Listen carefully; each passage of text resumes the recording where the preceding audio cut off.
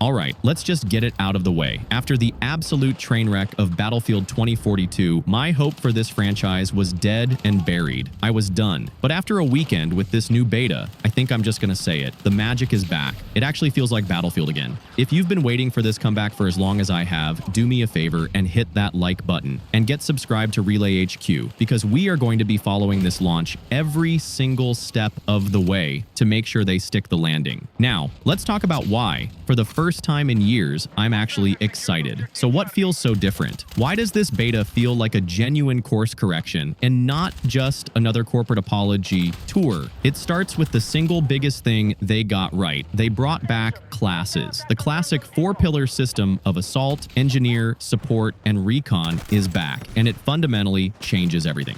This isn't just nostalgia. It's about restoring tactical identity to the battlefield. Team play finally matters again, because roles matter again. You see a tank, you know you need an engineer. You're pinned down, you're screaming for a support player to drop an ammo crate. It creates a battlefield with readable threats and clear purpose, a total night and day difference from the absolute clown show of 2042, where every fight was just a dozen identical specialists grappling onto a rooftop like a flock of caffeinated pigeons. This one change brings the soul of the game back, and the rest of the core experience just builds on that solid foundation. The gunplay feels incredible. It has that satisfying weight and readable recoil that reminds me so much of the best parts of Battlefield 4. It's challenging, but fair. And the sound, my God, the sound design is phenomenal. They even brought back a new version of the legendary War Tapes audio setting from Bad Company 2, and it makes the entire experience feel gritty, immersive, and genuinely chaotic. Gunshots crack past your head, and explosions have a real guttural punch to them. Then there's the destruction. It's what I'd call a refined return to form. You can blow holes in walls to create new sightlines, methodically chip away at enemy cover, and turn a pristine building into a war-torn husk. It's that signature only in Battlefield spectacle that we've been missing so badly. It's the perfect blend of tactical destruction without letting you completely level the map into a flat, boring field. These core pillars, the classes, the gunplay, the audio, and the destruction, they're all here, and they are all fantastic. And you know, the intensity of the infantry combat, the pure chaos of pushing an objective with explosions and gunfire all around you. It's giving me this weird sense of déjà vu in the best way possible.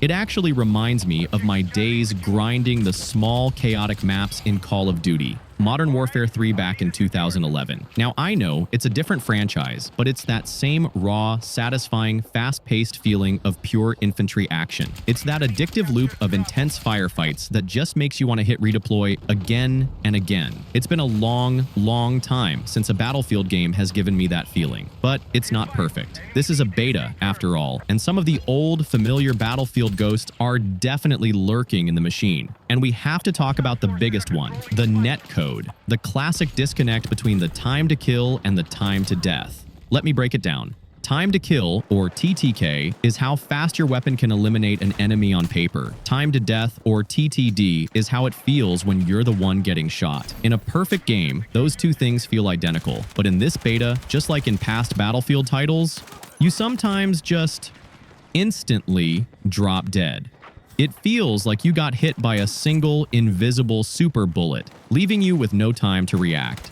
This isn't a weapon balance problem. This is a classic netcode issue where the game server seems to be dumping all the damage information onto your client at the exact same moment. So instead of feeling a steady stream of hits, you just get the "you're dead" message all at once. It's frustrating, and it's the one major issue that can make the otherwise fantastic gunplay feel unfair. But here's why I'm still optimistic. This is exactly the kind of problem they've fixed before. This is the final critical layer of polish they need to nail before launch.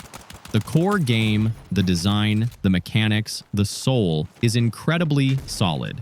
Getting this netcode smoothed out is what will separate a good launch from a frustrating one, and I'm hopeful they'll get it done. So, what's the final verdict?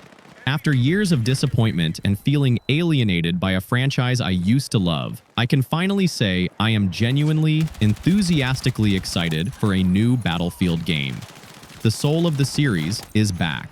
DICE has clearly listened to the community. They've gone back to the blueprints of their own golden age, and they've resurrected the core DNA that makes this franchise special. I know people are complaining about the map sizes, but we have more maps coming at launch, and they can always bring in old maps from any of the Battlefield games. The foundation is here, and it is incredibly strong. Is it perfect? No. The netcode needs work. But for the first time in a very long time, the problems feel like fixable issues on an otherwise amazing game, not fundamental flaws in a broken design. They have successfully built a game that feels like a true, authentic return to form. Now they just need to stick the landing. That's my take after a full 2 weekends with the beta. Make sure you're subscribed to RelayHQ because we will be there on day 1 to see if they pulled it off. But now I want to know what you think. Is the magic back for you too?